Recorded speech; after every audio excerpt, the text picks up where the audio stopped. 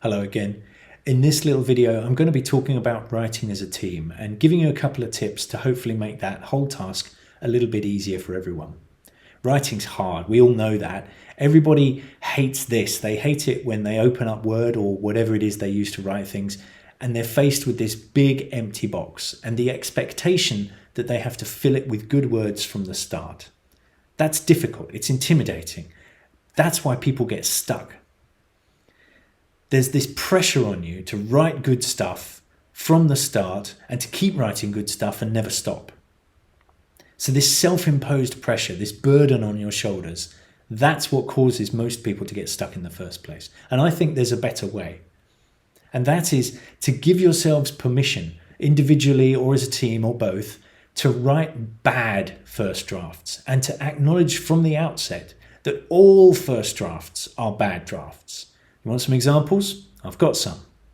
The Lord of the Rings by J.R.R. Tolkien. Yes, there were first drafts of this and they weren't as good. The characters all had different names and there was no magical ring. In the real thing, in the finished book or the movie, if you've seen any of the movies, there's the magical ring that has to be thrown into a volcano to destroy it forever. But in the very early drafts of the book, Tolkien hadn't worked that out yet. He wrote the first few chapters not knowing that the ring was going to be the centre of the story, and he worked that out later. Another example, here's Catch-22, one of the most famous novels of the modern era. But it didn't start out being called Catch-22 because the author went through multiple drafts and it was called Catch all sorts of other numbers before he settled on 22. Harry Potter.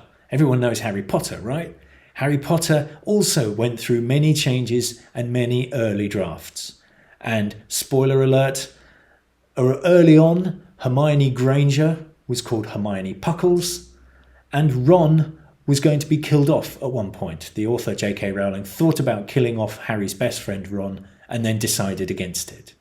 So all of these are decisions that writers take early on in a process that they then change later on. So writing a bad first draft, that's not unusual. In fact, newspapers are designed to work this way. A reporter writes a story, it goes through multiple layers of editors who all check through it and all contribute changes to make it better before it gets published in an actual newspaper. The world of journalism and the world of publishing, both of them are designed around the concept of first bad drafts. Those professional worlds have acknowledged and understood that first drafts are bad, and they have organized themselves to deal with that. Now, this is how I work all the time. I'm constantly editing my own words or editing other people's words, usually in a Google Doc, and I do stuff like this.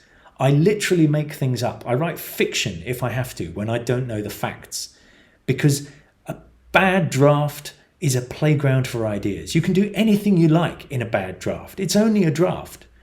So you can make things up. You can leave holes. You can guess. You can change your mind. You can put a list of bullet points and replace them with prose later. It doesn't matter.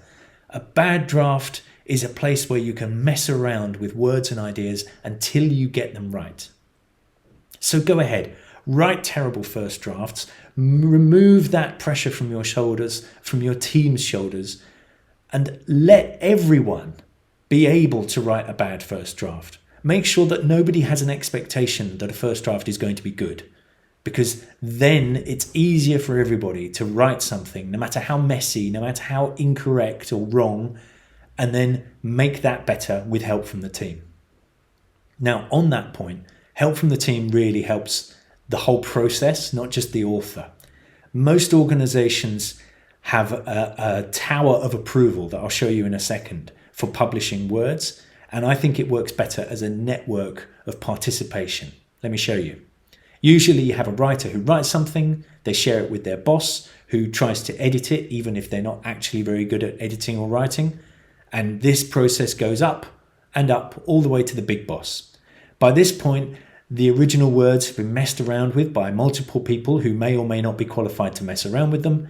And they're probably quite long, they're probably quite messy and confusing. And often the really big boss says, "Oh, I don't like this." So you have to start all over again. But how about you try it this way? You start with a writer and you start with an idea rather than a finished piece of prose. You share the idea with a few colleagues. Maybe they're more senior, but maybe they're not. Doesn't matter. But you get that first feedback on the idea, not on the words. So you get more feedback from more people. And maybe now you start doing a first bad draft. And at this point, perhaps you share with the really big boss and you say, this is the idea. This is the first bad draft. This is what we think we want to write. Is it cool with you if we carry on? And doing it this way means that you save yourselves a lot of time and effort. You save yourselves a lot of pain and frustration because you're not going through that ladder of approval anymore. Instead, you have this network of collaboration and participation to help make sure that the idea is a good starting point and you can turn it into a better idea and then turn that into good words. Bad first drafts help you do this. They help the whole thing happen more smoothly. And this means also that you need to involve the senior management or the approvers in a different way. Rather than asking for an hour of their time a week for a meeting, it's better often to ask for 5 minutes of their attention per day so that you can literally just throw bad drafts at them by email and say, are we barking up the wrong tree or the right tree? What do you think, boss? And get that initial feedback from your boss early on in the process when it's still just a bad first draft and not something that lots of people have spent a lot of time crafting and perfecting. Do the crafting and perfecting later. Worry about the big ideas up front. The spelling and grammar, save them for the end. Okay, that's it. This is almost the end of this series of videos. In the next one, the final one, I'm going to bring it all together, wrap it all up, and try and explain how all of this is about process. It's about how you publish content, not necessarily what content you publish. Thanks for watching.